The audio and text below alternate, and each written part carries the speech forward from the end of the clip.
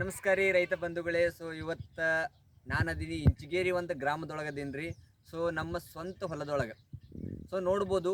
ನಮ್ಮ ಟೋಟಲಿ ಇವತ್ತು ಹೊಲದೊಳಗೆ ಬಂದೀನಿ ರೀ. ಯಾಕಪ್ಪ ಅಂದರೆ ನಮ್ಮ ತೊಗರಿ ಯಾವ ರೀತಿ ಐತಿ, ಯುವ ಕಿಸಾನ್ನ ಯೂಸ್ ಮಾಡಿರುವಂಥ ತೊಗರಿ ಯಾವ ರೀತಿ ಐತಿ ಅದನ್ನು ನೋಡ್ಕೊಂಡು ಕಿಶನ್ ಹೋಗುನು.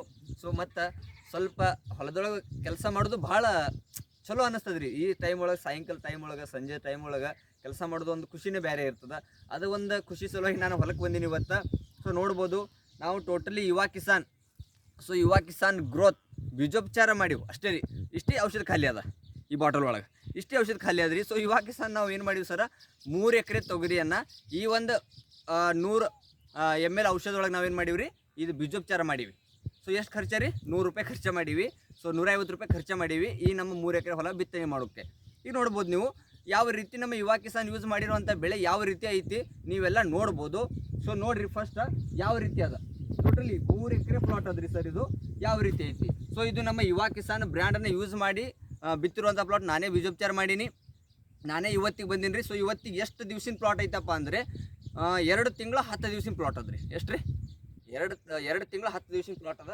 ನೀವು ನೋಡ್ಬೋದು ಯಾವ ರೀತಿ ರಿಸಲ್ಟ್ ಅದ. ನಾನು ಯಾಕೆ ಹೇಳ್ತಿರ್ತೀನಿ ರೀ, ಸ್ಟಾರ್ಟಪ್ ಹಿಡಿದು ಯುವ ಕಿಸಾನ್ ಯೂಸ್ ಮಾಡಿರಿ ಅಂತೇಳಿ ಅದಕ್ಕೊಂದು ಕಾರಣ ಅದ. ನೀವು ನೋಡ್ಬೋದು ಟಾಪ್ ಟು ಬಾಟಮ್ ತನ ಇಲ್ಲಿ ಕೆಳಗಿಂದ ನೋಡ್ಬೋದು ರೀ ಯಾವ ರೀತಿ ಪಡ್ಲುಗಳು ಅದಾವು.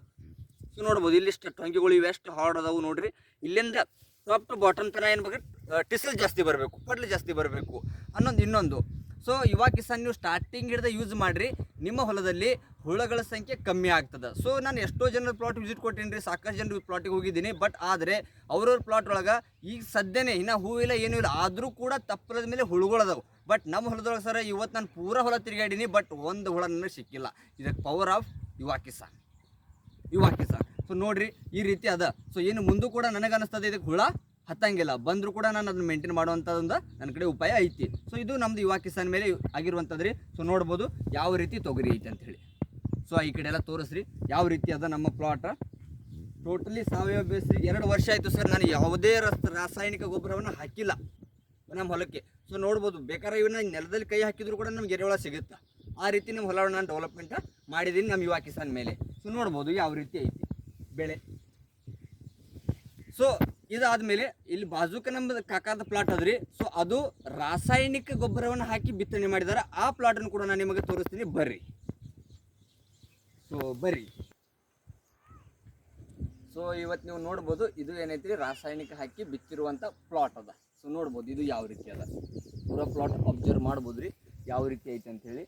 ಒಂದು ಗಿಡನೂ ಕೂಡ ಒಡೆದಿಲ್ಲ. ಈ ರೀತಿ. ಇಲ್ಲಿ ಬಾಜುಕ್ ಐತ್ರಿ ಯುವ ಕಿಸಾನ್ ನಮ್ಮ ಪ್ಲಾಟ್ ಇದೆ. ಇದು ನಮ್ಮ ಪ್ಲಾಟ್ ಯುವ ಕಿಸಾನ್ ಬ್ರ್ಯಾಂಡ್ ಸಾವಯವ. ಅದಕ್ಕೆ ನಮ್ಮ ರೈತರಲ್ಲಿ ಒಂದು ವಿನಂತಿ ಅಂದರೆ ಏನ್ರಿ, ಸಾವಯವ ಪ್ರಾಡಕ್ಟನ್ನು ಯೂಸ್ ಮಾಡಿರಿ. 100% ರಿಸಲ್ಟ್ ಓರಿಯೆಂಟೆಡ್. ಯಾರಿಗೆಲ್ಲ ಯುವ ಕಿಸಾನ್ 100% ಸಾವಯವ ಪದ್ಧತಿಯಲ್ಲಿ ಮಾಡಬೇಕಂತ ಆಸಕ್ತಿ ಇದೆ, ನಮಗೆ ಕಾಂಟ್ಯಾಕ್ಟ್ ಮಾಡಿರಿ. ಜೈ ಹಿಂದ್, ಜೈ ಯುವ ಕಿಸಾನ್. ಸಿಗೋಣ ಮತ್ತೆ ನೆಕ್ಸ್ಟ್ ವಿಡಿಯೋದಲ್ಲಿ. ನಮಸ್ಕಾರ.